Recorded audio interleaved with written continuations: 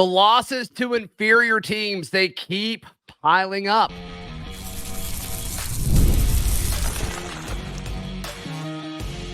You are Locked On Auburn, your daily podcast on the Auburn Tigers. Part of the Locked On Podcast Network, your team every day.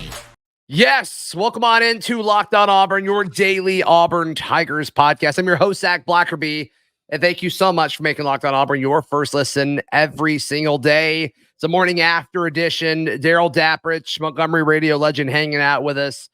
You're in the press box right after kind of all of the media stuff wrapped up. Auburn drops kind of a shocker, in my opinion, to Arkansas, 24-14. Darrell, when we kind of took turns predicting this game throughout the week, I predicted it to be sloppy, lower scoring than people said. I didn't think it'd be to this degree, but I mean, you talk about Auburn beating itself over and over and over again, both against Arkansas and against Cal. It's just, I mean, at this point, like at the level they're doing it, it's inexcusable. The constant or something that you can count on for a recipe to get beat by inferior teams is self-inflicting wounds. If you want to get beat by teams that should not beat you, then you hurt yourself with a variety of things. And I want to be perfectly clear when we talk about that, Zach, it's not just on the offensive side of the ball. Sometimes it comes down to, well, you hurt yourself because you turned it over too many times, self-inflicting wounds. That's one aspect of it. Yeah. The other aspect is Auburn is committing stupid, selfish, shouldn't see the field again penalties by certain players that should be better than that. Things that are just brain dead penalties that you should expect more from. I want to pause it. Let's be specific real quick. Sure. You said certain players, Austin Keys on the 3rd and 7 or 8 or whatever, that would have been a 3 and out. But instead, it ended up being like an 85-play drive that was insane. It just never ended. They kept converting. But that would have been a 3 and out, and it was a roughing the passer. Some people are saying, like, oh, well, that's a soft call. And I don't disagree, but you can't give them any reason to throw it because they will. Like, you can't give them any reason. This is an upperclassman. Austin Keys, like, there was no reason to touch him, and you did it anyway. Like, you knew that. So, agree there. What's another one? Because Hugh Freeze referred to 2 of them. Yeah, he referred to 2 of them as using the adjective selfish and can't do that. Austin Keys was one, and it was 3rd and 12, by the way, and Arkansas would have been punting from their own 19. So that's why it's even more toxic, because you not only extend the drive, which ends up resulting in a touchdown, you would have gotten the ball in pretty good field position. Okay. Yeah. The second one was when Auburn got to within 3, 3rd and 14 or 3rd and 12, a pass interference penalty late that gets you off the field, that you have the ball back in decent field position to either drive to tie the game with a field goal. Those can, and look, the ball was 3 yards out of bounds. So I'm a little bit surprised they didn't call uncatchable, because the ball landed 5 yards out of bounds. Okay. Yeah. And that was on Kite. That was on Antonio. So, but you don't, it was uncatchable. Why are you committing a pass interference penalty on a ball that's out of bounds that the receiver's not going to catch? That's where it's just, you've got to be smarter. It's just a brain cramp moment, and they're piling up. Okay. On top of that, even when you don't commit stupid penalties to extend drives, 3rd and 17, and you lose your man downfield, he gets behind you. It's not just that Arkansas was 50-something% on 3rd down, Zach. And this is what I said to Coach Freeze, was that it's 3rd and longs. I could get it if it's 3rd and 3, 3rd and 5, and they're executing, they're picking up. But 3rd and 12, 3rd and 15, it's 3rd and 19, inexcusable, and will get you beat. You know what Arkansas's average 3rd and down to go was? I'm going to say 3rd and 7. It was 7.8. So yeah, I hear. And what did they end up picking up, Zach? I don't have my stat. Were they at like 55% on 3rd downs? It was 47% when it was all said and done. But I don't think penalties count into the conversion rates, if I'm not mistaken. Like if you that's correct. Yeah, I think just the 3rd down doesn't happen then. Right. But on 3rd and long, so 3rd and 9+, they were 5 of 9. It's just completely inexcusable, and it gets you beat. You combine that with, was it 4 or 5 turnovers? I think it was 5 turnovers, right? Yeah, it was 4 picks and then Damari's fumble. So 5. So you turn it over 5 times, you give up that much on 3rd and long, and you commit inopportune penalties. The only thing Auburn didn't do from a shoot themselves in the foot standpoint was, I didn't see any first downs called back on offense because, they held or that false start, whatever. That's the only thing. I mean, interestingly enough, despite us kind of leading with this, across both teams, there were only 5 penalties for the entire game. Auburn had 3 defensive penalties, and they were just all crucial. The roughing the passer, the pass interference, and then the hold was on Micah Riley. That was on a kickoff return. Yeah, which not the end of the world there. So, but yeah, I mean, so 2 of the 3 were pretty crucial plays. So, to me, that this team just never looks prepared. Darrell, whether it's offense or defense, or I don't know if it's scheme or personnel or execution, but whatever it is, it's far enough into the season where this isn't an excuse anymore. It's not, because your guys are better than the roster that Arkansas has or the roster that Cal has. This shouldn't ever be a scenario that we have to discuss at this point. Hugh Freeze was very happy with the game plan, with the scheme, said that they had guys open, they were running the ball. He said, I can't be more pleased offensively other than somebody putting the ball on the ground from a running back position. He said, everything we did, he felt offensively they did, except the quarterback position. He said, and if we got to find somebody that stops throwing it to the other team and running backs that quit putting it on the ground. That was his comment. Other than that, he said the game plan, the scheme, he was very pleased with it and felt like they put them in positions to succeed. That sounds like fans especially don't want to hear that. They get very frustrated because it sounds like you're placing the blame on the players and not taking any ownership yourself. And I want people to understand, to do a deep dive on that. That's not what he's saying, because he said multiple times, but that's on us, because he said to me, we're not coaching anything right. I mean, it was shocking. So, yeah, the players aren't executing. Clearly, they don't seem comfortable out there. The scheme, if you believe in the scheme or whatever, that's great. That's fine, especially on the defensive side of the ball, which I don't think is as bad as people are making it out to be. But to me, it's something's not connecting. And I don't know if it's not connecting for 1 or 2 guys, so that causes it all to fall apart, which could totally be a thing. But you've got to find them. You've got to find the 11 guys that you put on the field to do that. Or, and man, have we seen this before with past coaches? The personnel, or the scheme that you want to run doesn't match the personnel.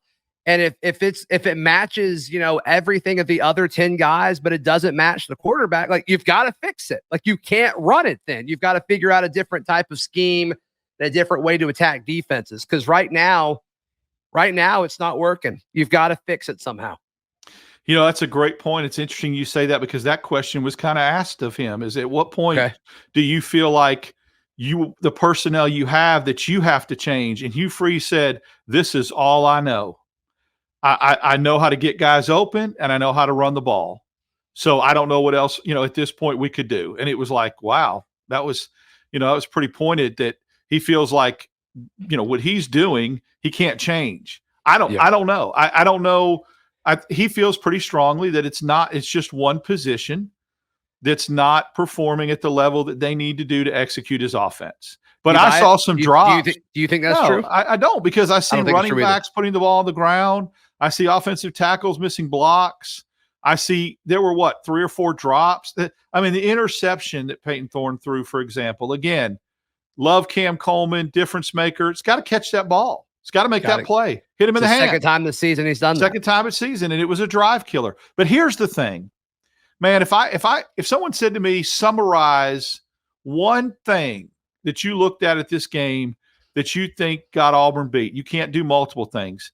3 of the 5 turnovers that Auburn had were on plays that Auburn was about to score, or on drives that they were going to score.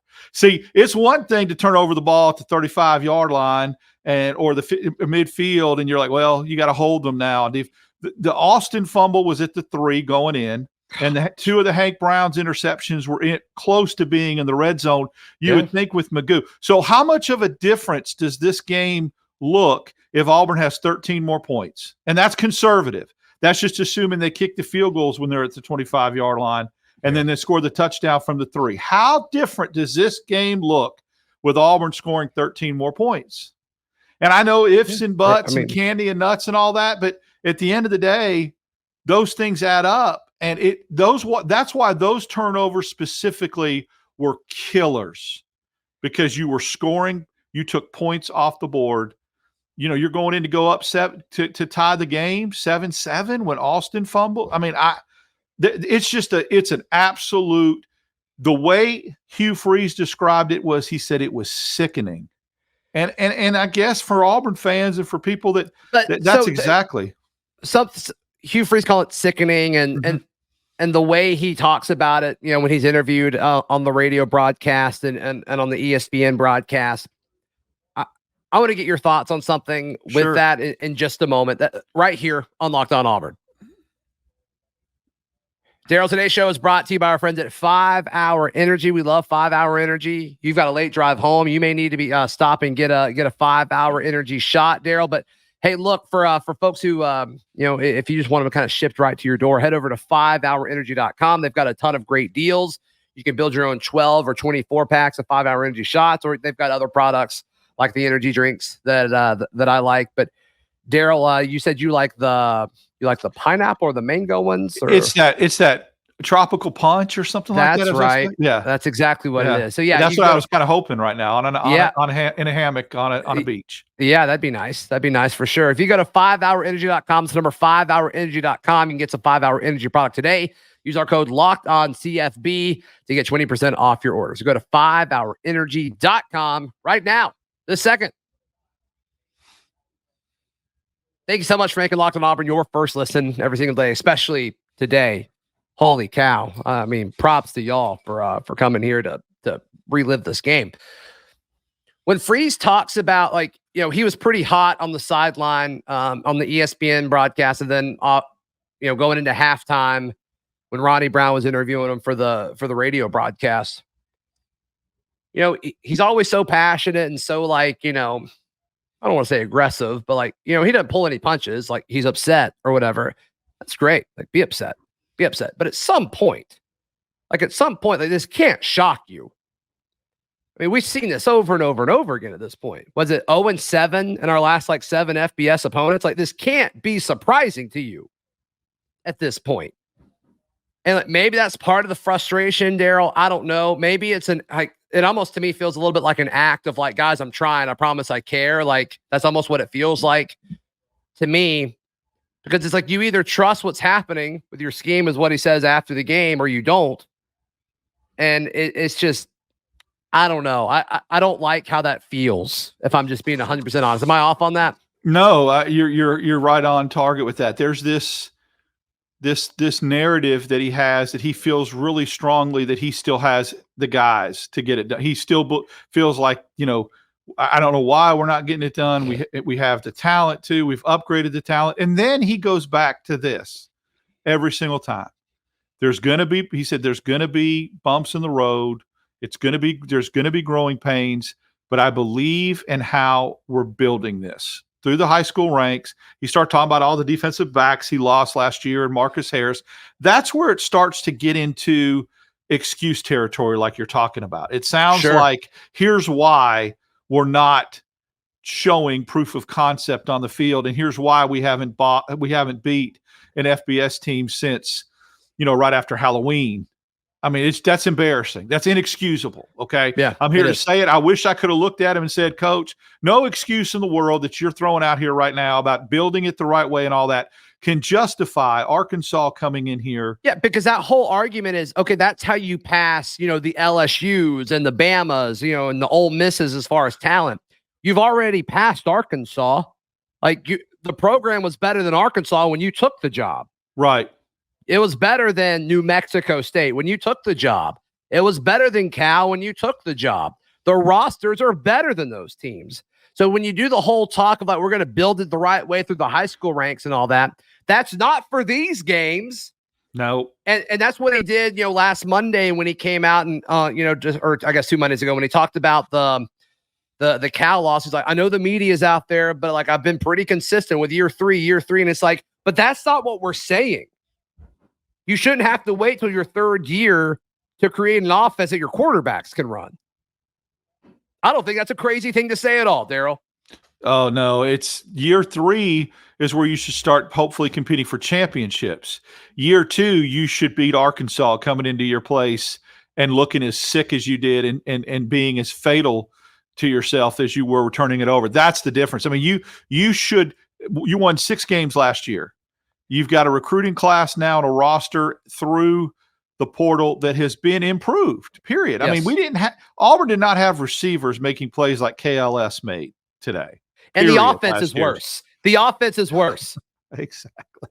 And I mean, you run the ball as effectively as you do, gash them for 101 yards in the first half, and you end up with over 400 yards of total offense, and you get beat by double digits in your own backyard.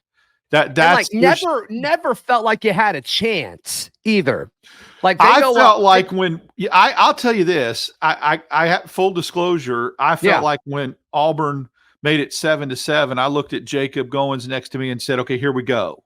That was big. That was a script turner. But when Auburn started, and Auburn's going to, I felt like take the lead. Yeah, when they kicked that field goal, when Arkansas kicked the field goal in the second half to go up 10. Yeah. I'm like, I know that did change. No, yeah, that did like, seem. That seemed insurmountable, didn't it? When they did 10 points versus 28 points, it all felt the same at that point. And they go down and score, and probably our best drive of the game. And then it's like, all right, can they do it? And then just no, they can't. They can't, because like closing a game out, can you imagine? It's just. I don't know if it's a culture thing. I don't know if it's just, it doesn't really seem like the leadership is there. It doesn't. And like we heard how good of a leader Damari was, and he fumbles, and like, I get it. And then the camera's following him, and he's going like sit in the golf cart, and his like head's hanging down. And it's like, Hugh's talking about how he's one of the biggest leaders on the team.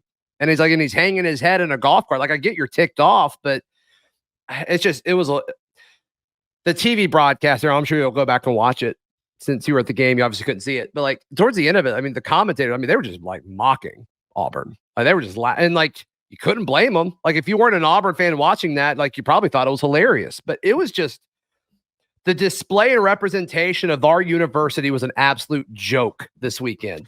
And it should piss all of us off. Yeah, I'm pissed. I expected that, having lived through this crap 2 years ago under the Harsin regime. Yeah. Did not expect it. And it is not acceptable 2 years under Hugh Freeze, period. It's just not. And if you with the roster the way it is, and being an offensive minded guy, let's be honest, Harsin's roster was horrible. But it's not anymore. It's not a horrible roster. No, it's not. And I know people want to say, look at it and go, okay, look at I saw that graphic where they showed the starting 11 on both sides of the ball and what they were ranked coming out of high school. Throw that crap away and don't pay attention to it, because that doesn't account for the transfer portal.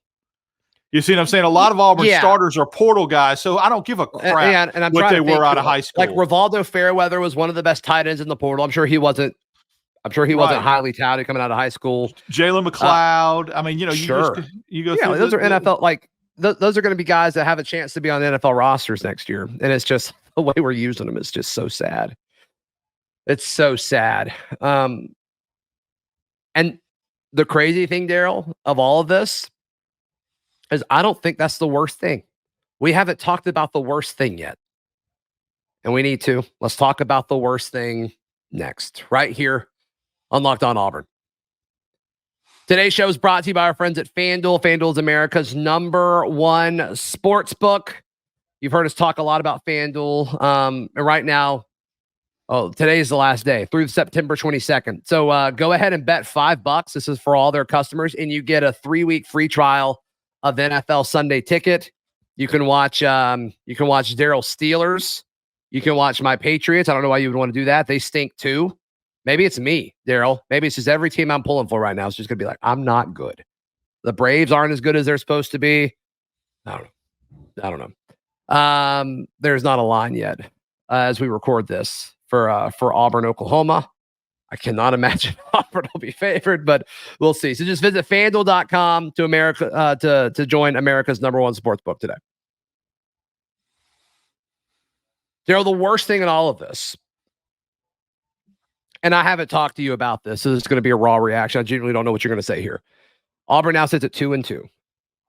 And I said this on the live show, Darrell. I don't see how Auburn makes a bowl game right now.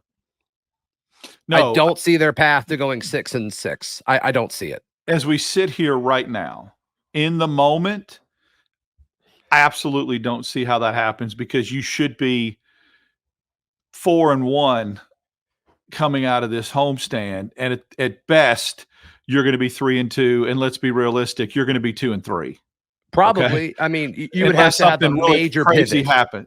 So 2-3 coming out of this homestand, and then going on the road to play Georgia, Missouri, and Kentucky, it could spiral out of control really, really quickly. Unless Auburn turns things around and wins some games they're not supposed to win, starting with next Saturday.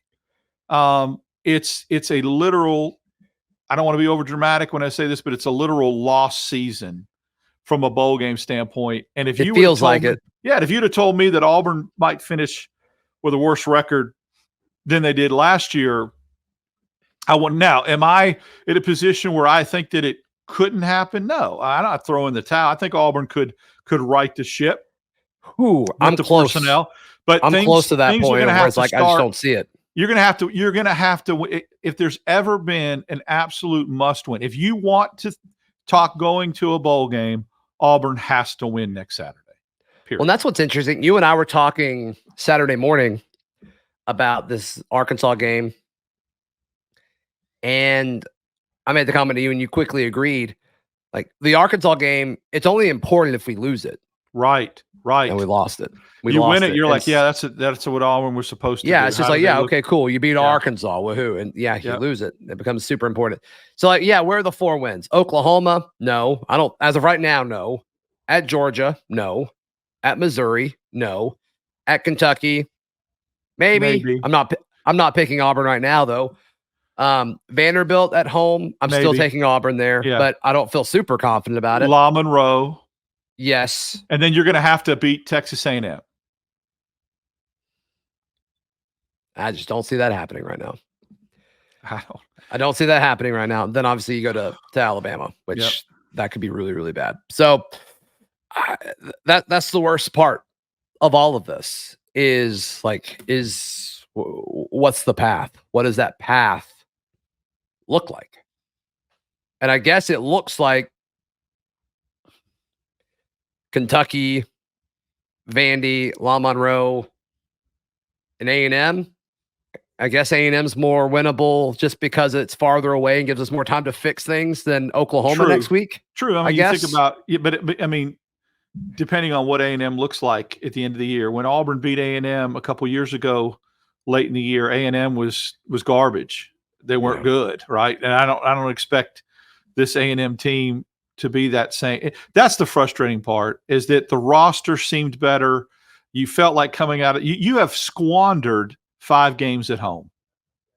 You've absolutely squandered it. Such a waste. And that's why playing 5 games at home is a tightrope.